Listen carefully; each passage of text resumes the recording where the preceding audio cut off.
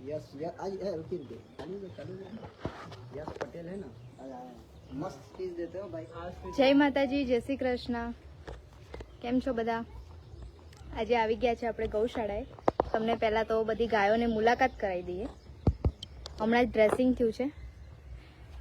અમારી ગંગા છે, હમણાં ડ્રેસિંગ થયું છે એટલે થોડીક ગુસ્સામાં છે।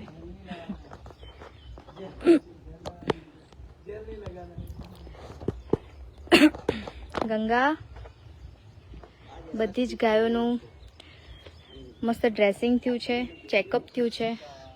અમારો શ્યામ છે, આજે એને વેક્સિન લાગી છે। શ્યામ શ્યામ આજે શ્યામને વેક્સિન લાગી છે, બધી ગાયોનું ડ્રેસિંગ થયું છે। અમારી સરસ્વતી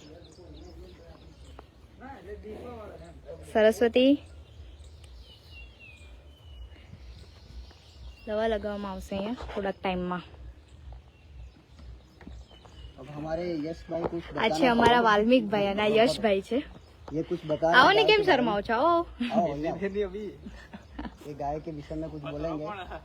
मित्र फाउंडेशन कंप्लीट। गाय के विषय में आपका क्या कहना है?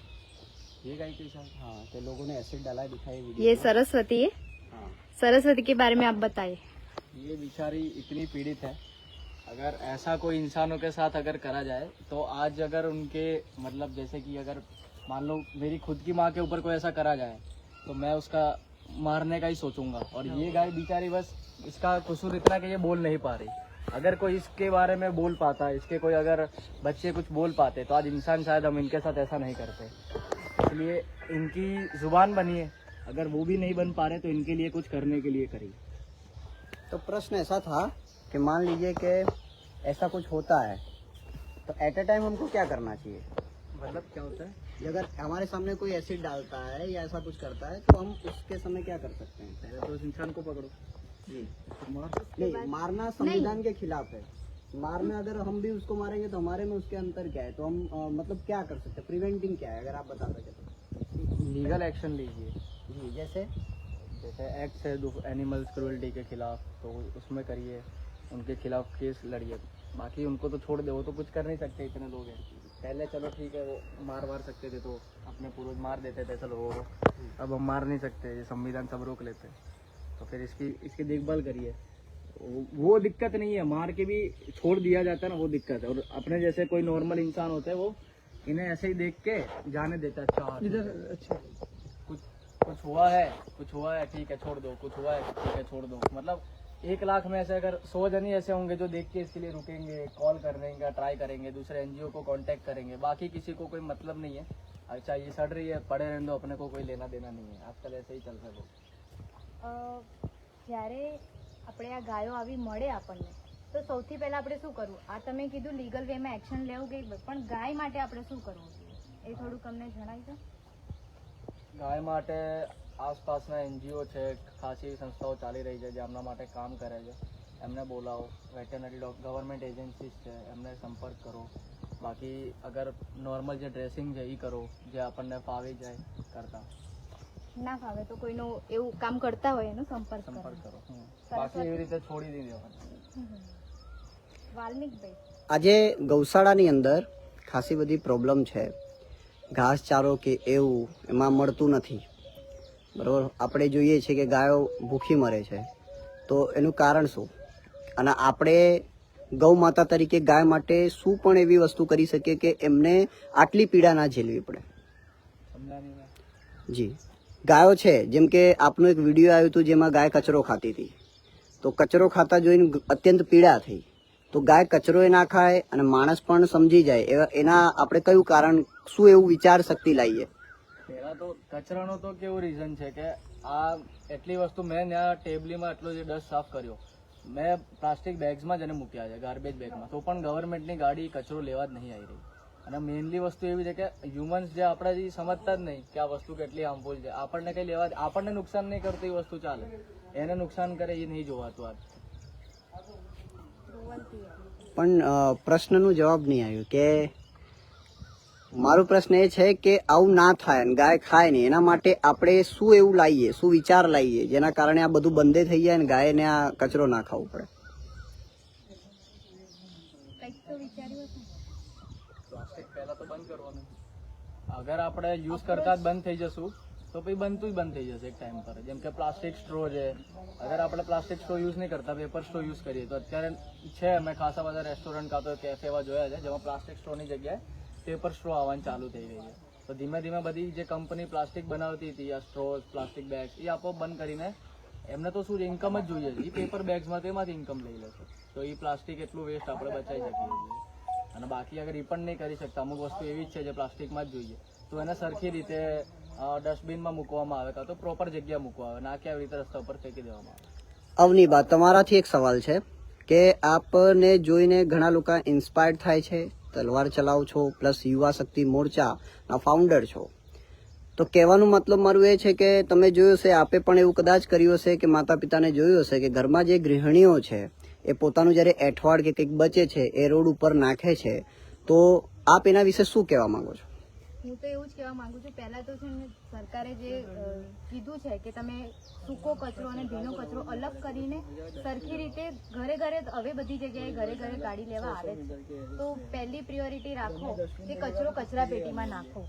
અને જે સરકારની ગાડી આવે છે બધી જ જગ્યાએ હવે પ્રોવાઈડ થઈ રહ્યું છે, તો કચરો ખુલ્લે આમ તો ના જ નાખો. એ પહેલી પ્રિયોરિટી છે આપણી. અને બીજી પ્રિયોરિટી એ છે કોઈ નાખે છે એને રોકો, સમજાવો કે આનાથી શું તકલીફ થાય છે. કે મોટા ભાગની પ્રોબ્લેમ આપણી એ જ છે કે આપણે આપણું ઘર ચોખ્ખું રાખીએ છીએ, બાજુનો વિસ્તાર ચોખ્ખો નથી રાખતો. Good good. એટલે મેઇન પ્રોબ્લેમ એ છે, આપણી ગાયો છે, ડોગ્સ છે, આ બધું કચરો કેમ ખાય છે? આપણા કારણે ખાય છે. પછી આપણે ડાયરેક્ટ એવું કહેવા જઈએ કે સરકાર કશું નહીં કરતી, એ ખોટું પડે. સાચી વાત. પહેલા કચરો નાખવા વાળા આપણે છીએ. શરૂઆત આપણાથી કરો. મારા ઘરમાં બી બંધ થઈ ગયું, મારા આજુબાજુને હું જણાવું છું કે કચરો આવી રીતે ના નાખશો. ઘરે ઘરે લેવા આવે છે, આપણે ખાલી ડસ્ટબિનમાં અલગ કરીને આપવાનું છે એમને. એટલે પહેલી એવું રાખો કે કચરો કચરા પેટીમાં નાખો. અને જે લેવા આવે છે ભાઈઓ છે, બહેનો છે, સરકાર પ્રોવાઈડ કરે છે આપણને આટલી બધી સુવિધા આપે છે, એનો ઉપયોગ કરો. ખુલ્લામાં ના નાખો, તો આપણે આને બચાવી શકીશું. અને જે કોઈ બી નાખે છે એમને જણાવો કે કચરો તમે કચરા પેટીમાં ના નાખો. મામા વાલ્મિકભાઈ, તમે આ બાજુ આવી જાઓ, ફોન ભાઈને આપો. અને તમે જણાવો તમારા ખુદના પ્રશ્ન ઉપર, તમે તમારી રીતે આન્સર.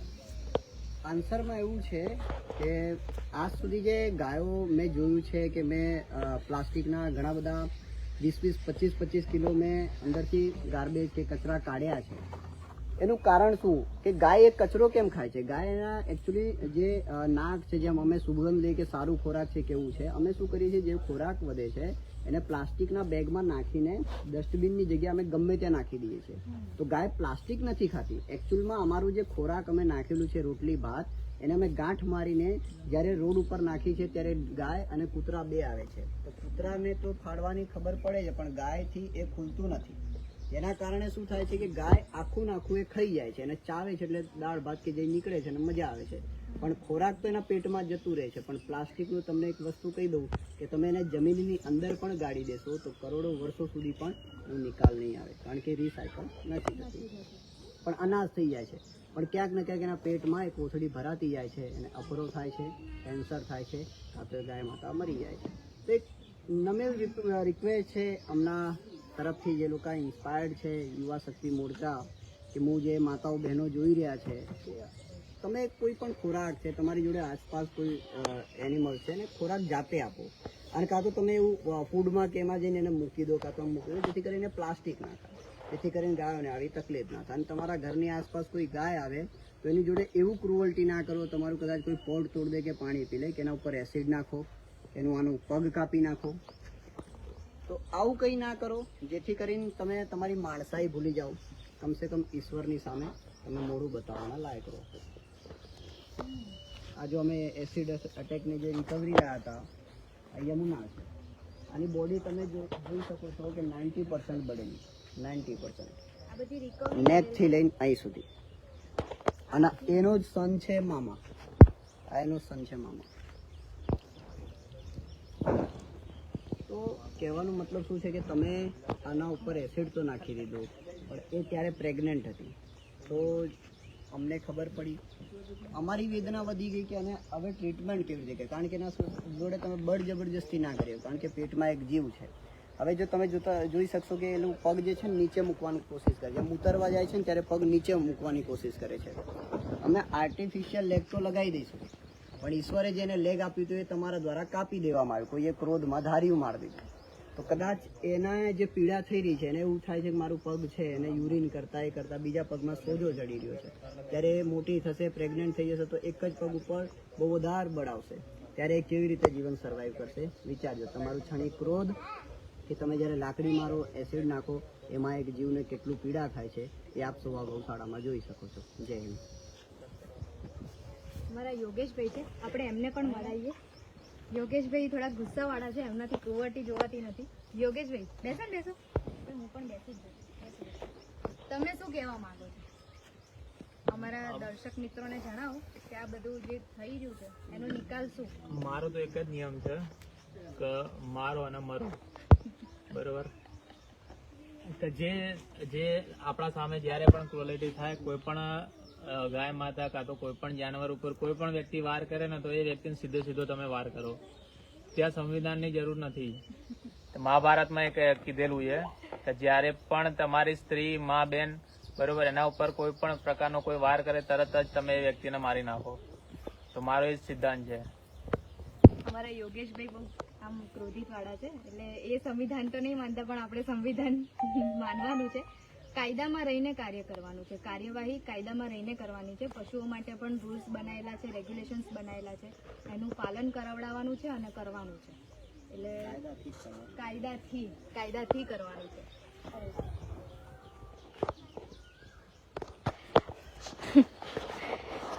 યમુના આપણે તમને બતાવી દઈએ. યમુનાને રિકવરી આવી રહી છે, બધાનું ડ્રેસિંગ થયું છે, સારી એવી ટ્રીટમેન્ટ થઈ છે. અમારા ભાઈઓ આવ્યા છે, ડોક્ટર્સ છે, બહુ જ વાલી છે. અમારો જયદેવ છે. આ ગાય ઉપર તમને ખબર જ છે, ના ખબર હોય તો કહું, એને પૂંછડી ઉપર ક્રેકર્સ બાંધીને એના ગામમાં દોડાવવામાં આવ્યું હતું અને એના પાછળનો જે ભાગ છે એ બધું ફાડી નાખ્યું હતું, ટાંકા લેવામાં આવ્યા હતા. એટલે જોઈએ કહેવામાં એવું છે કે બહુ ક્રુઅલ્ટી વધી ગઈ છે, લોકો સમજતા નથી. પોતાની 5-10 મિનિટની ખુશી માટે કોઈ જીવનું જીવ જોખમમાં મૂકી દે છે. આ એ જમાનો થઈ ગયો છે. એટલે આપણે વિચારવા જેવું છે કે આ વસ્તુ ના થાય. આ મારા જયદેવ છે, બહુ જ ડાયા છે અને બહુ પ્રેમાળ છે. અને હવે માણસથી એટલી બીક લાગે છે ને નજીક કોઈને આવવા નથી દેતા.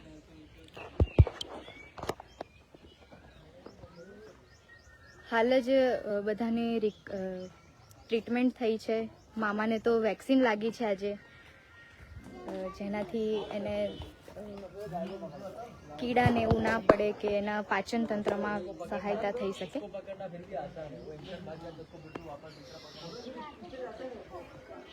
આ છે પરિસ્થિતિ. તમે વાલ્મીકીભાઈની, યોગેશભાઈની બધાની વાત સાંભળી, યશભાઈની પણ વાત સાંભળી. સારી એવી વાત કરી છે એમણે.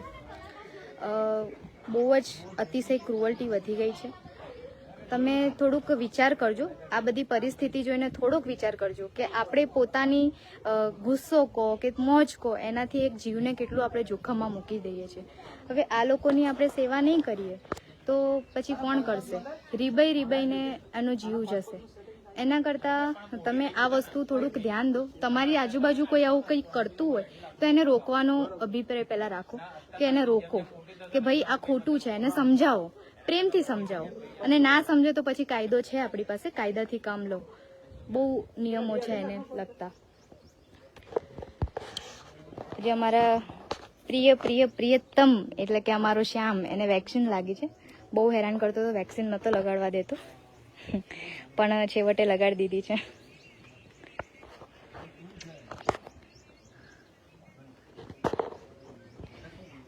આ છે ગંગા, એને પણ દવા લગાડવામાં આવી છે હમણાં. ગંગા,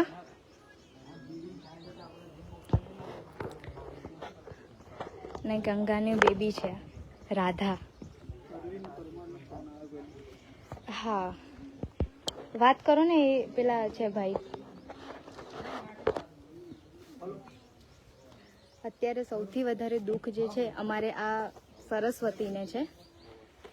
એને પહેલાં તો જ્યારે એના ઉપર એસિડ નાખવામાં આવ્યું ત્યારે એનામાં બીજ ફૂટતું હતું. એસિડ નાખ્યું એટલે અમે દવા કરવામાં એને થોડુંક અઘરું પડે છે. એના પછી એના પૂંછડીમાં બી કીડા પડી ગયા છે, એટલે એનું જીવન બહુ અઘરું છે. એટલે લોકોનામાં હવે છે ને, હવે શું કેવું કે માણસાઈ જેવું કંઈ રહ્યું જ નથી, પતી જ ગયું છે બધું માણસાઈ. તમે ખુદ જોઈ લો.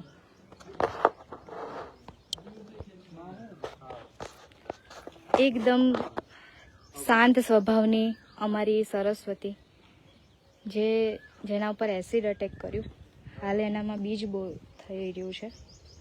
અને આમાં જો આ પૂંછડીનું હમણાં જ અમે ડ્રેસિંગ કર્યું છે અને અહીંયા દવા લગાડવામાં આવી છે. પછી ઠંડકની બી દવા અમે લગાડીશું.